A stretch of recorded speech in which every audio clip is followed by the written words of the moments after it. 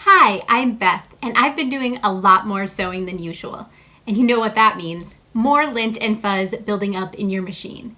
So you'll want to make sure you're cleaning out your machine regularly. Let me show you how to do that. So when you are going to clean out your machine, you want to make sure it's turned off for this process. I've removed the accessory case, and then we're going to go ahead and take the presser foot off and remove the needle as well. This is a great time to replace your needle if you haven't done that for a while. Pop off your little plate here, and then we can remove the screws with our little screwdriver that came with our machine.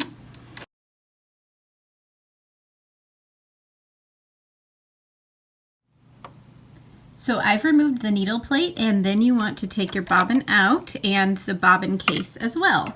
This way you can get underneath the bobbin case and make sure that's all clean too. You can see how much lint and threads built up in there.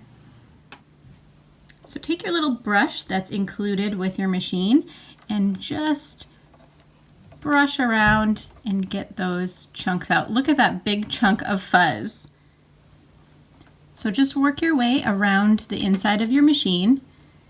You don't want to use compressed air for this because you don't want to blow any of that fuzz down further into the workings of your machine. So this brush method really is the best way to do it.